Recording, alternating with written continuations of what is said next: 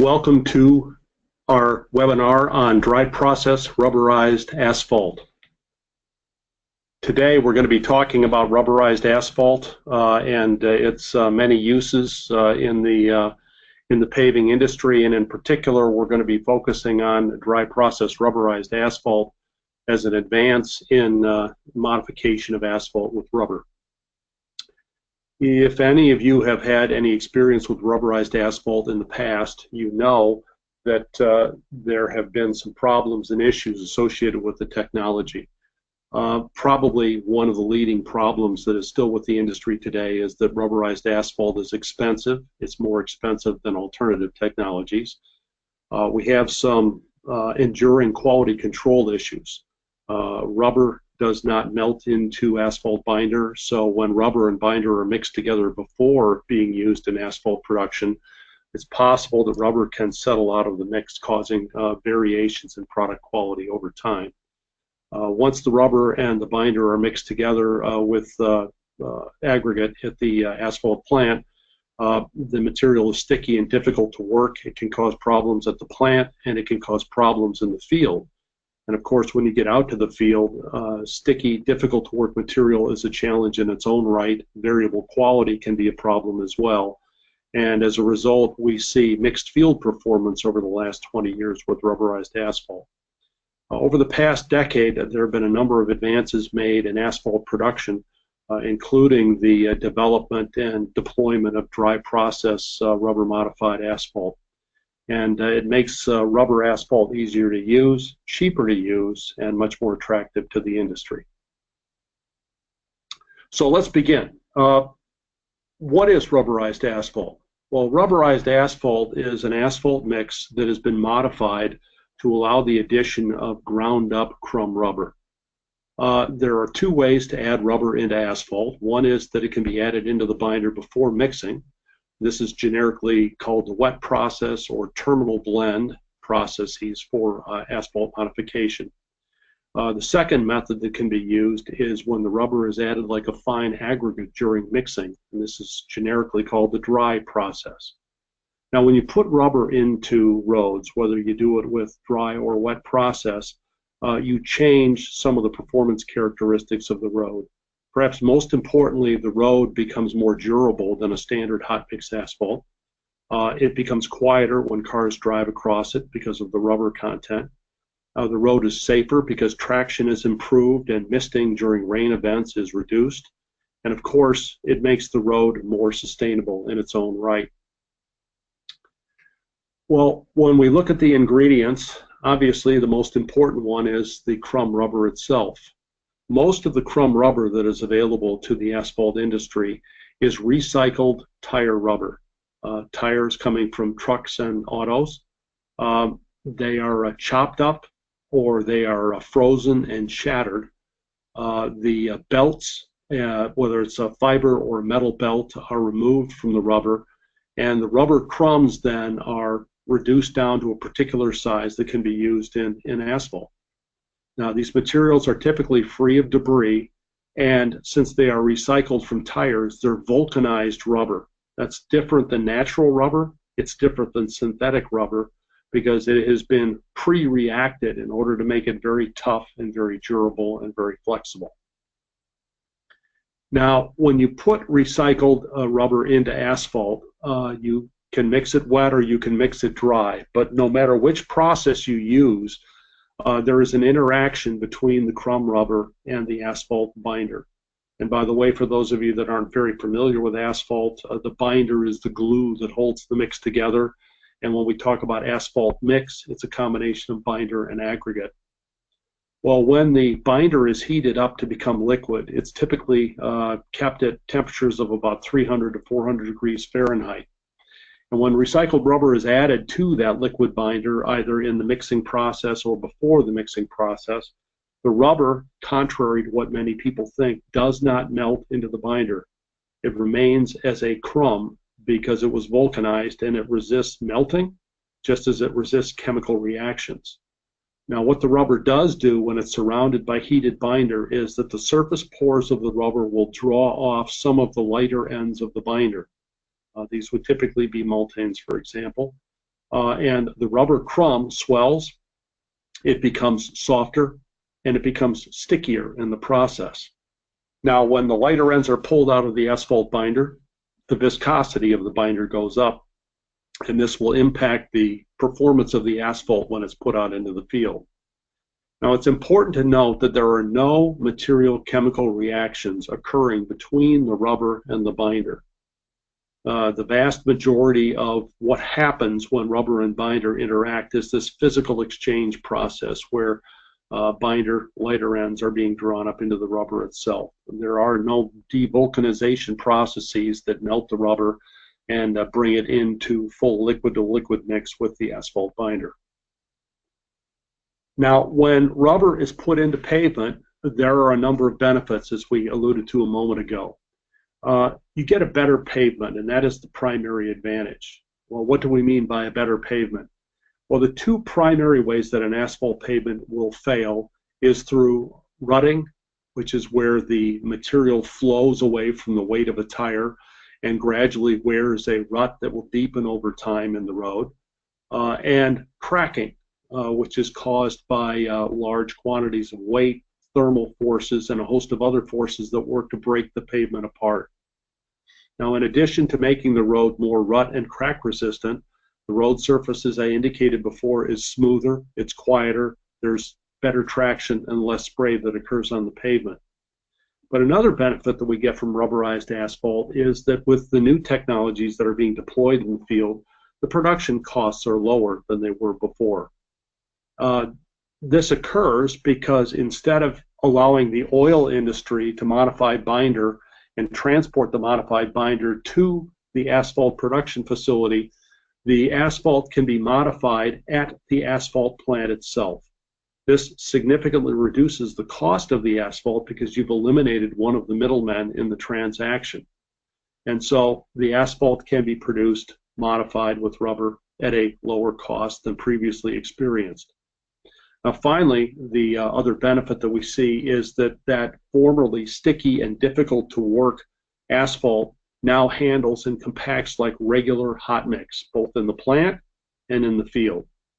So what you get is a more durable asphalt at a lower cost that is easier to handle.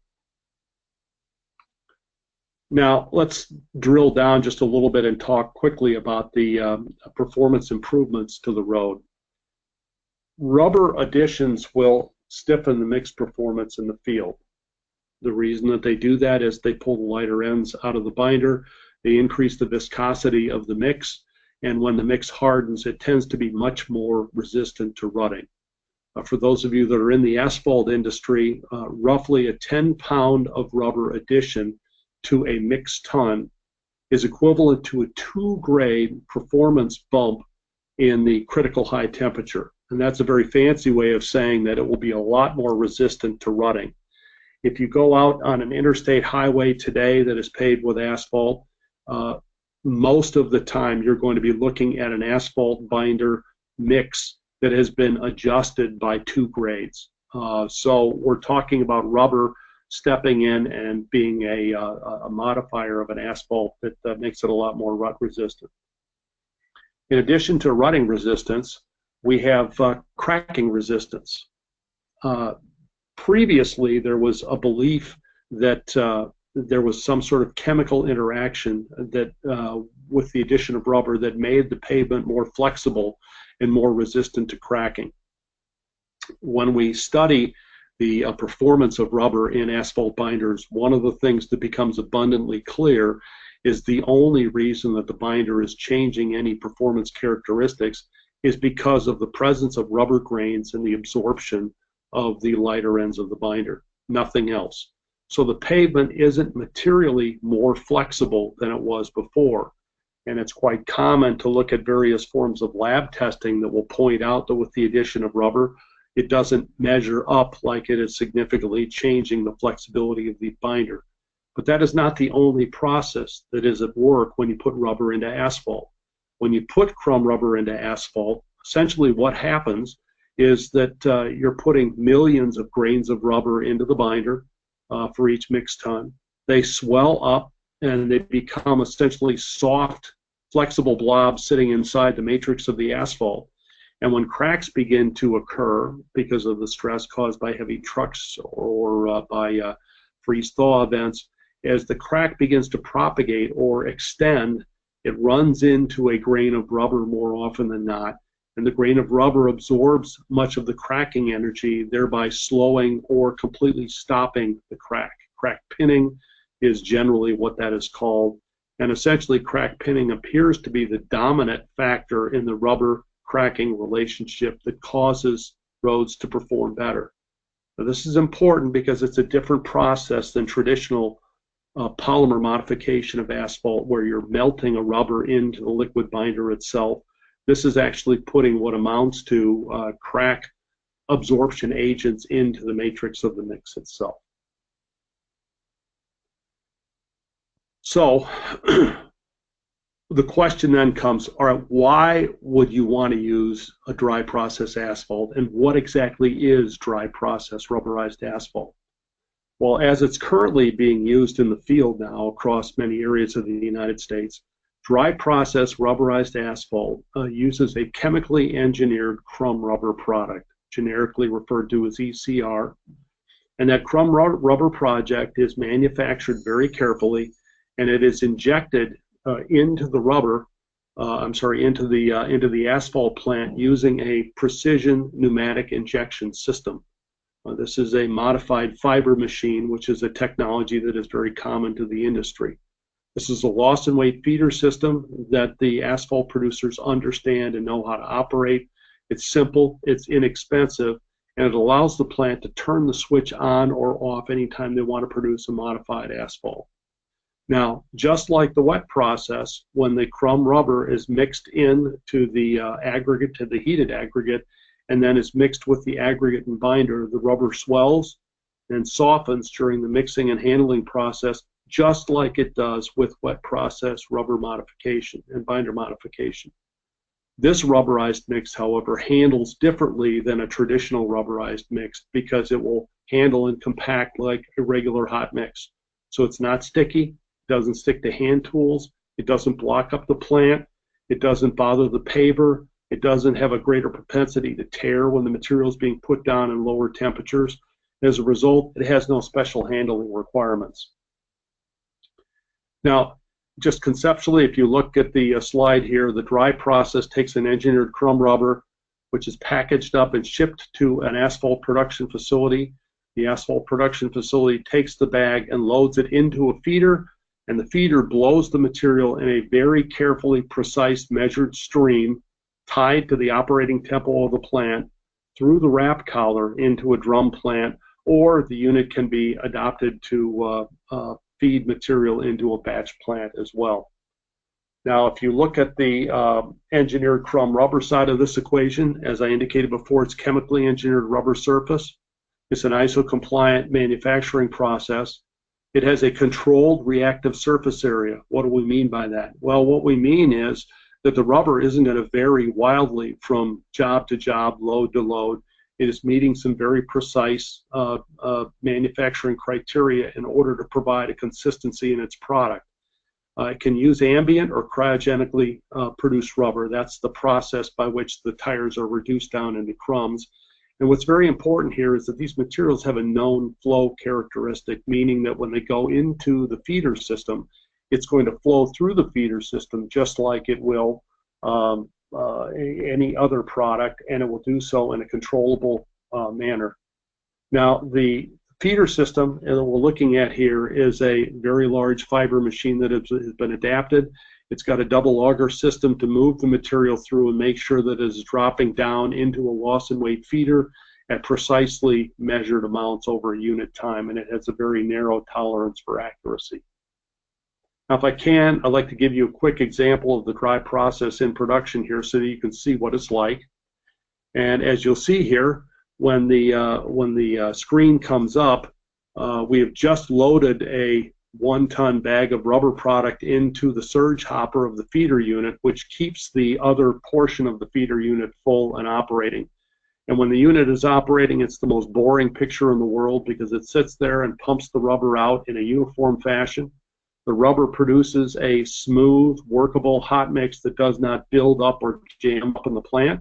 It doesn't stick to the machine in the field. If you have to use a shuttle buggy, when you put the material into a paver, there's no problem whatsoever. And when it comes out of the paver, it's smooth, it's not prone to tearing, it doesn't stick to hand tools, and when the roller runs across the surface, the roller doesn't require any kind of additional pass work.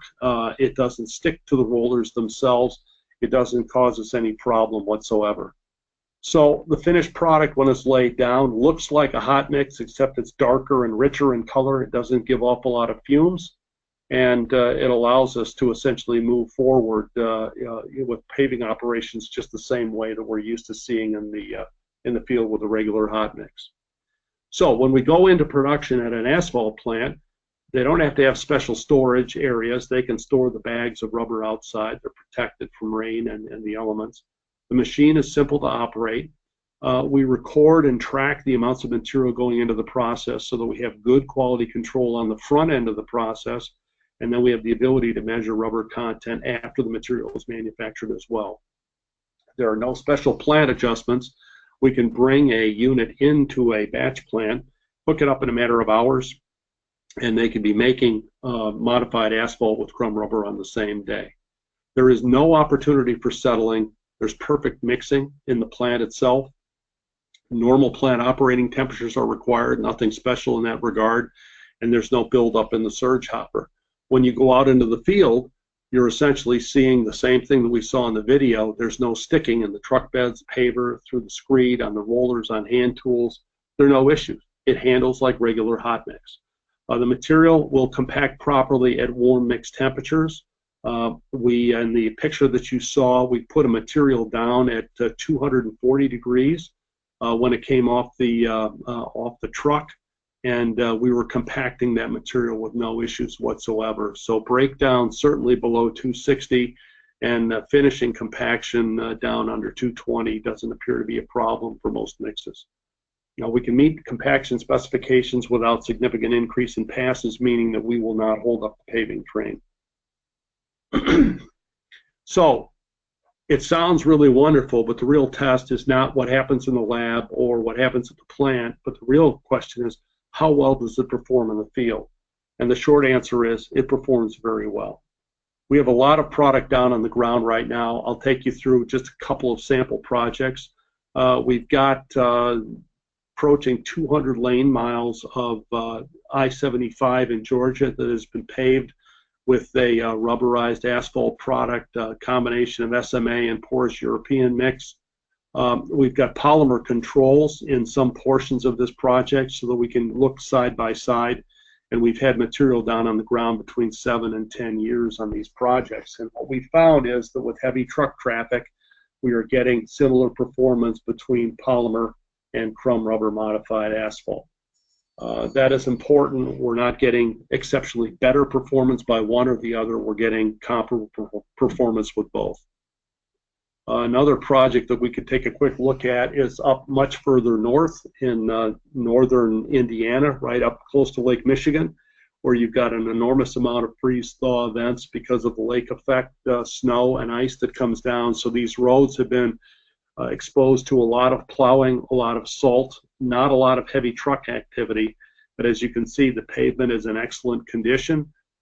There's no rutting, there's no thermal fatigue cracking that you can see in this particular pavement. If we look again up in the further northern plains, this is on I-88 outside of Chicago on the Illinois Tollway system, and we have 5 projects there where we have laid both shoulder and mainline paving. These are SMA mix designs with moderate to very high recyclable content. We have RAS, wrap, and rubber in some of these mix designs up to 45% asphalt binder replacement.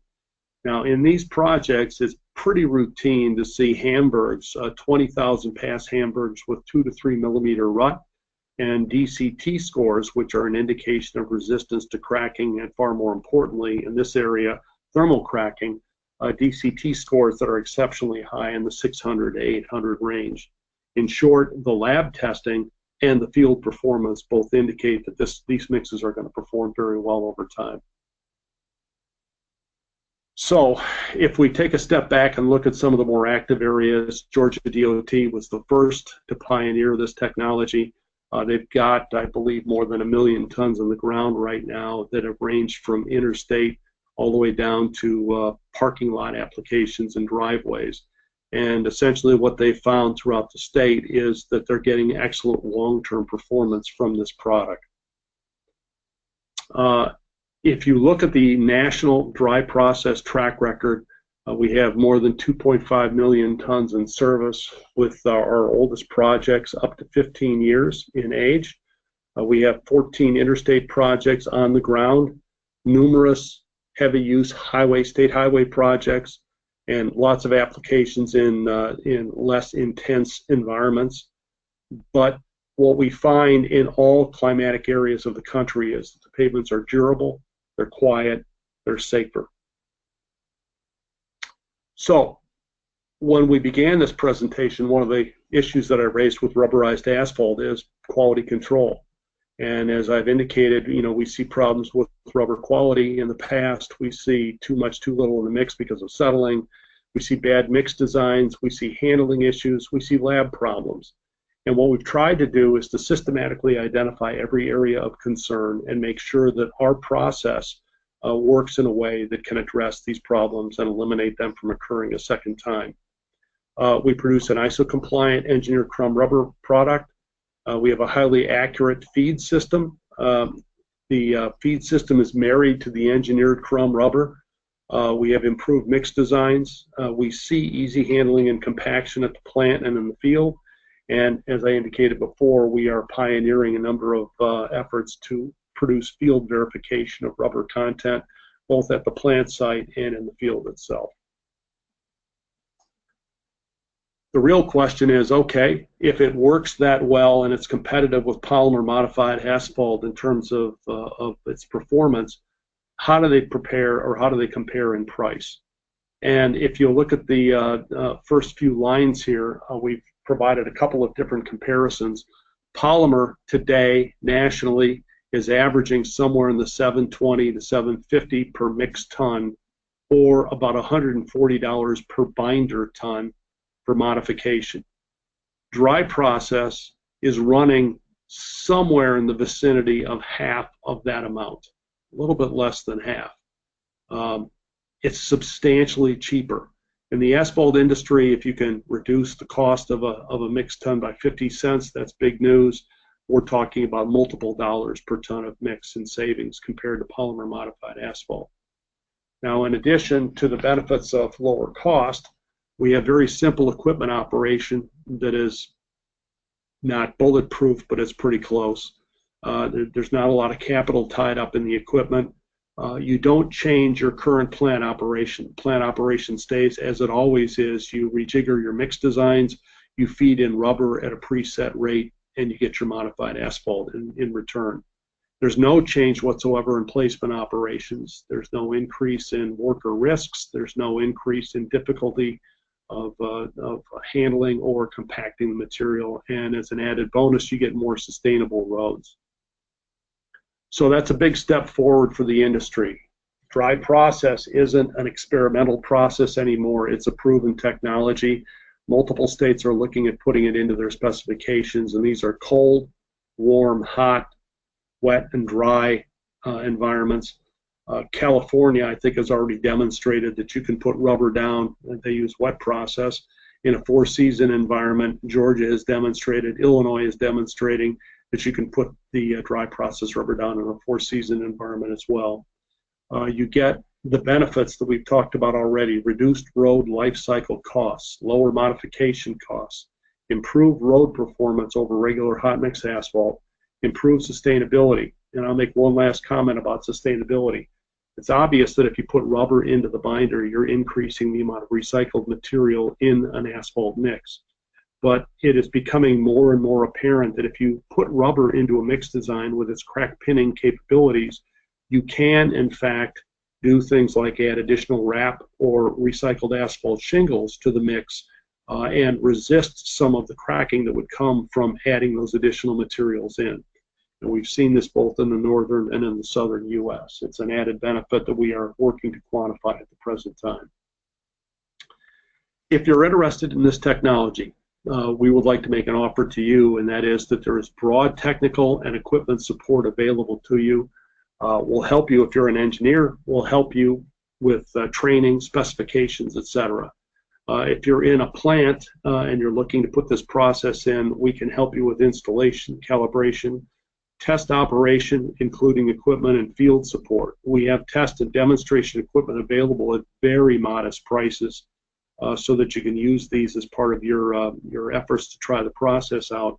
And as I indicated, we have sample specifications as well.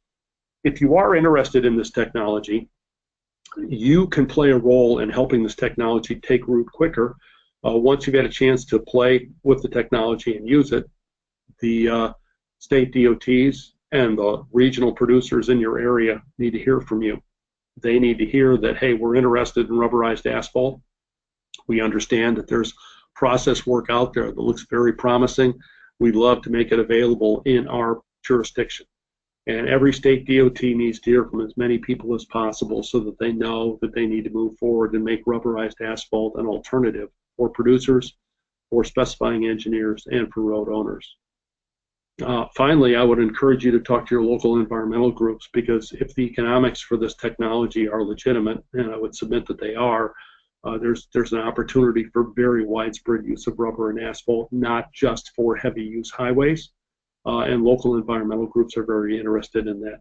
As always, if we can be of any help, please feel free to call us at the numbers and contact information below, and I would welcome any and all questions that you might have. If you have questions, you can send questions in through the link that has been provided with this webinar. And if you have more complicated or specific questions or want to discuss matters with us further, please feel free to call us at our contact number. Thank you for your time and attention, and I will show you various contact points for our company while we answer any questions that have been sent in during the presentation or after the presentation.